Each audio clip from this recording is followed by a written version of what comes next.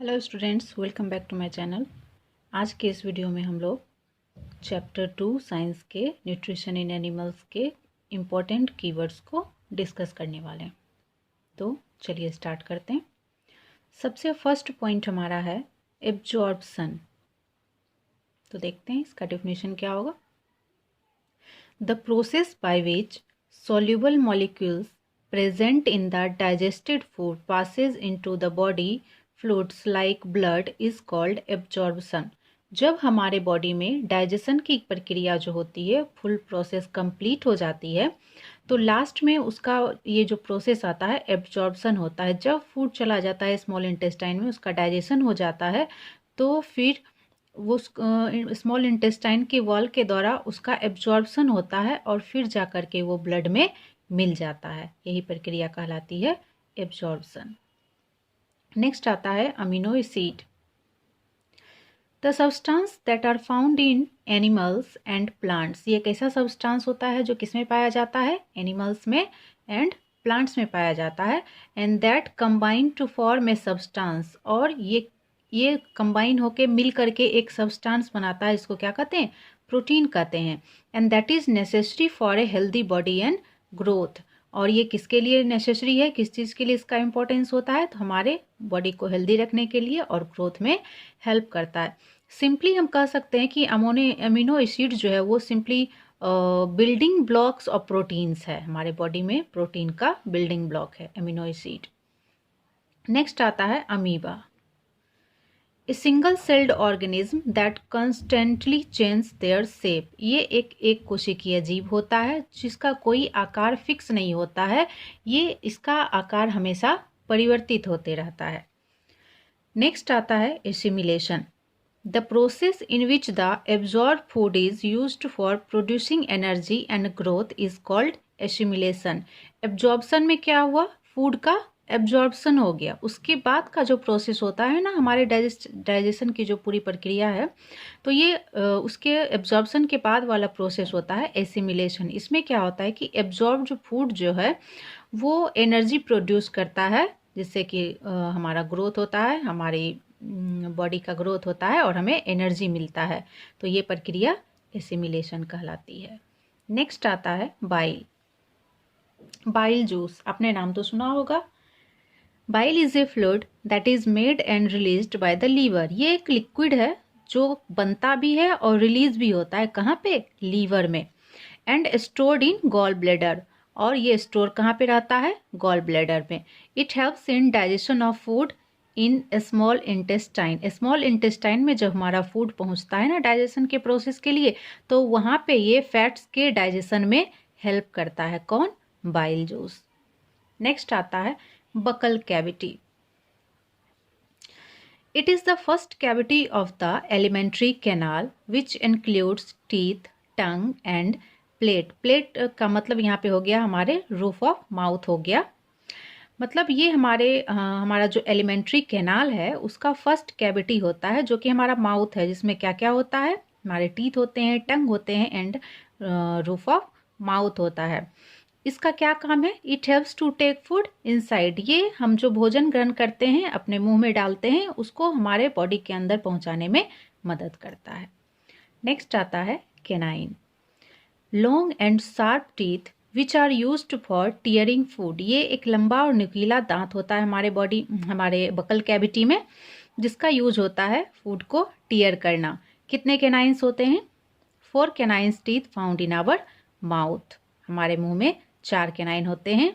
2 होते हैं lower area में एंड 2 होते हैं अपर एरिया में। मतलब 2 लोअर जॉ में एंड 2 अपर जॉ में। टोटल 4 केनाइंस होते हैं। नेक्स्ट आता है सेल्यूलोज।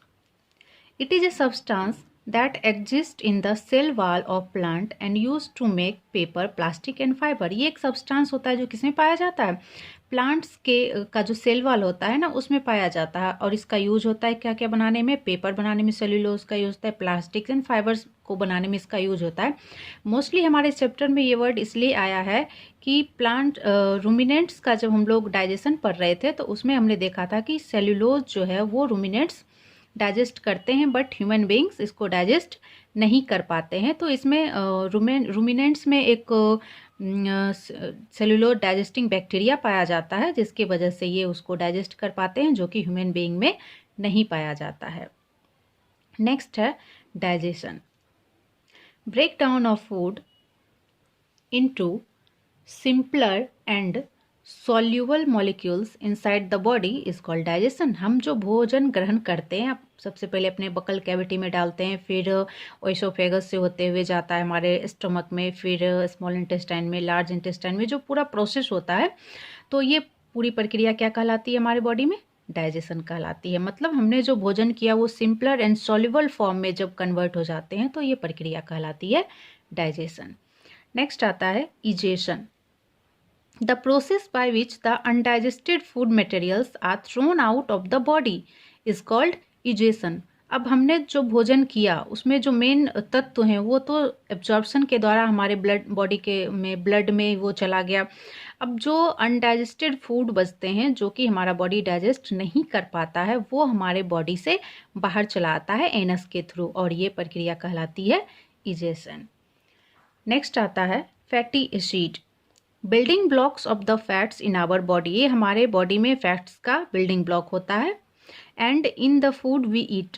ये हमें कैसे प्राप्त होता है? जब हम भोजन ग्रहण करते हैं, खाना खाते हैं, तो उसके द्वारा ये हमें प्राप्त होता है।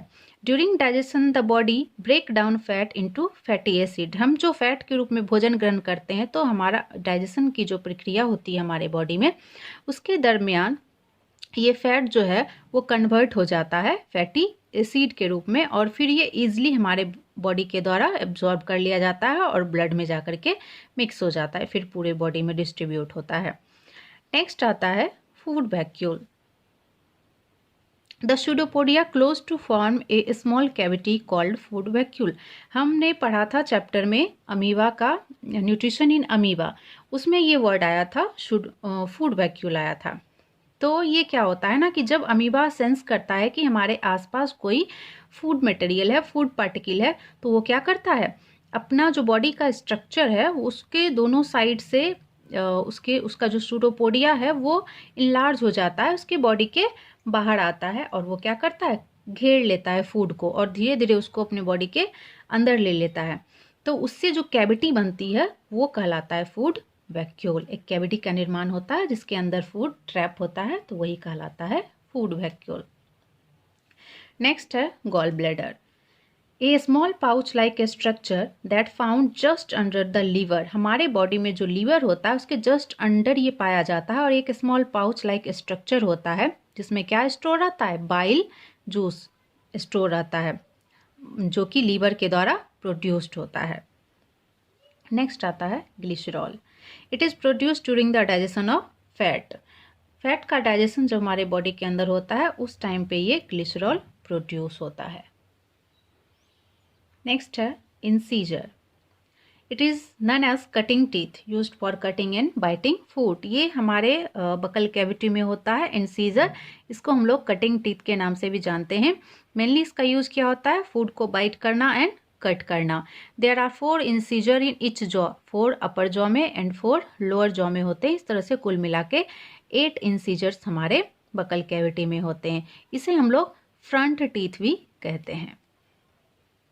नेक्स्ट है इंजेशन। यहाँ पे एक मेन चीज़ है समझने वाली कि 2 वर्ड्स एक जैसे होते हैं, एक इंजेशन है और एक यहाँ पे हमने इजेशन पढ़ा था, बट दोनों का मीनिंग अलग होता है, बच्चे इसमें कंफ्यूज कर जाते हैं, तो आप लोग ध्यान से सुनना। The act of getting and eating food collectively are called ingestion और process of taking food into the body. हमारे बॉडी में जो फूड इंटर करता है हमारे माउथ के द्वारा, वो प्रक्रिया इंजेशन कहलाती है। फिर से एक बार समझ लीजिएगा आप लोग, जब हम इनटेक करते हैं फूड, जब हमारे बॉडी के अंदर जाता है माउथ के द्वारा, तो वो प्रक्रिया इंजेशन कहलाती है। और जब अनडाइजेस्टेड फूड हमारे बॉडी से बाहर आता है तो वो प्रक्रिया इजेशन कहलाती है। इंजेशन और इजेशन में यही डिफरेंस होता है। नेक्स्ट आता है liver. It is a reddish brown gland, ये रेडिश ब्राउन कलर का एक ग्लैंड होता है, situated in the upper part of the abdomen, हमारे एब्डोमेन एरिया जो है उसके अपर पार्ट में ये राइट साइड में सिचुएटेड रहता है। It is largest gland in the body, हमारे बॉडी का ये सबसे बड़ा ग्लैंड होता है। इट सेक्रेट्स बाइल जूस, इससे क्या सेक्रेट होता है, इससे बाइल जूस सेक्रेट होता है, जो कि फूड के डाइजेशन में हेल्प करता है। बाइल जूस हेल्प करता है, अभी ऊपर हमने पढ़ा है बाइल जूस के बारे में।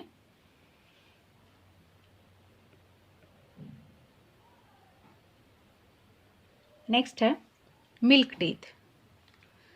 The first set of teeth grows during infancy, जब बच्चे इन्फेंसी के एज में होते हैं, ड्यूरिंग 6 to 8 मंथ के आसपास ये first set of teeth grow करना स्टार्ट होता है बच्चों के मुंह में, और इसकी संख्या लगभग 20 होती है इस सेट की। उसके बाद क्या होता है ना कि जब बच्चे 6 to 8 ईयर्स के हो जाते हैं तो धीरे धीरे करके ये दांत गिरने शुरू हो जाते हैं। तो first set of teeth in infants milk teeth कहलाता है।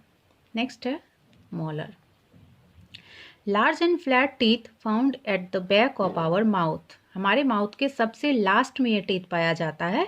ये बड़ा होता है और ये फ्लैट होता है, चपटा होता है। It help in chewing and grinding the food, ये फूड को च्यू करने में एंड ग्राइंड करने में हेल्प करता है।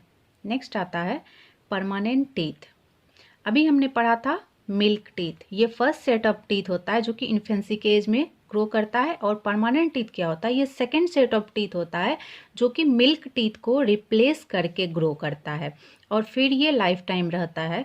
और अगर ये टीथ गिर गया तो फिर दोबारा से टीथ नहीं आते हैं, ये परमानेंट टीथ होते हैं। नेक्स्ट आता है oesophagus. It is A hollow tube like structure made up of muscles, ये एक खोखला ट्यूब लाइक का स्ट्रक्चर होता है जो किस चीज़ का बना होता है, सिर्फ मसल्स का बना हुआ होता है। Through this food come from mouth to stomach, जब हम बकल कैविटी में फूड को डालते हैं, अपने माउथ में डालते हैं, उसको च्यू करते हैं, उसके बाद जब उसको अपने टंग के द्वारा उसको इनर पार्ट में भेजते हैं तो वो ओइसोफेगस से होते हुए वो फूड कहाँ जाता है, हमारे स्टोमक में आता है। नेक्स्ट आता है pancreas. A large cream coloured gland located just below the stomach, ये एक बड़ा क्रीम कलर का ग्लैंड होता है जो कि हमारे स्टमक के जस्ट नीचे रहता है। Pancreatic juices secrete from it act on carbohydrate and protein and change in simpler form, इससे पेनक्रिएटिक जूसेस सेक्रेट होते हैं जो हमारे बॉडी में किसके डाइजेशन में हेल्प करता है, कार्बोहाइड्रेट एंड प्रोटीन्स को ये सिंपल फॉर्म में चेंज करता है, जिससे कि डाइजेशन की प्रक्रिया होती है। नेक्स्ट आता है प्रीमोलर। बिहाइंड इच कैनाइंस, हमारे जो माउथ में कैनाइंस होते हैं, अभी हमने पढ़ा था पीछे कैनाइंस के बारे में, are 2 premolars which can both chew and grind food, इसके पीछे 2 प्रीमोलर्स होते हैं जिसका काम क्या होता है, च्यूइंग एंड ग्राइंडिंग होता है। इच जॉ में ये होता है। उसके बाद आता है pseudopodia.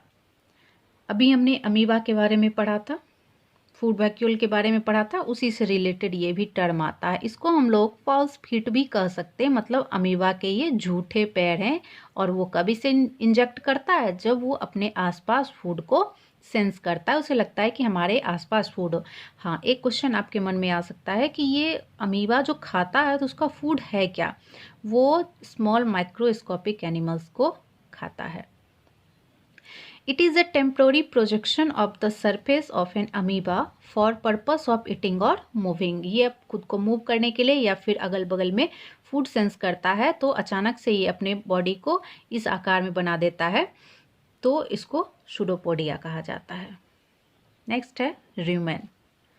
The grass eating animal, grass eating animals जितने होते हैं जैसे कि काव, बफेलो, हॉर्स, इटिशी हो गया, ये क्या करते हैं ना, जब इसके सामने खाना डाला जाता है तो ये स्वेलो हाफ च्यूड ग्रास को फटाफट से निगल लेते हैं and store in A part of their stomach, इनके स्टोमक में एक पार्ट होता है जहाँ पे ये हाफ च्यूड फूड को स्टोर करके रखते हैं, और उसी पार्ट को हम लोग र्यूमेन कहते हैं, जहाँ पे हाफ च्यूड फूड स्टोर रहता है ग्रास ईटिंग एनिमल के स्टोमक में। नेक्स्ट आता है रूमिनेंट।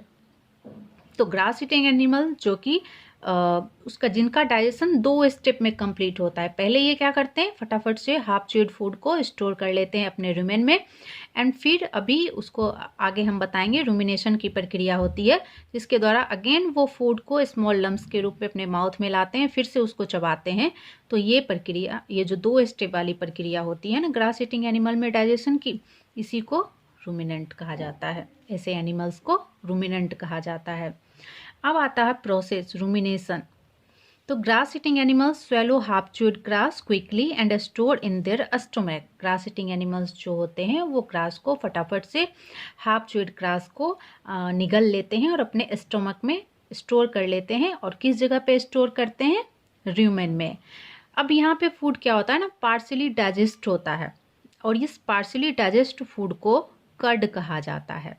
ओके, ये जो partially digest food grass eating animals के स्टमक में स्टोर है उसको कर्ड कहा जाता है। अब ये कर्ड जो होता है ना, returns to the mouth in small lumps, छोटे छोटे लम्प्स के रूप में फिर से ये माउथ में क्या होता है, रिटर्न होता है, and is chewed, and this process is called ruminants. Return होने के बाद फिर से वो ग्रास ईटिंग एनिमल क्या करता है ना, इसको चबाता है। तो यही प्रक्रिया कहलाती है रूमिनेशन।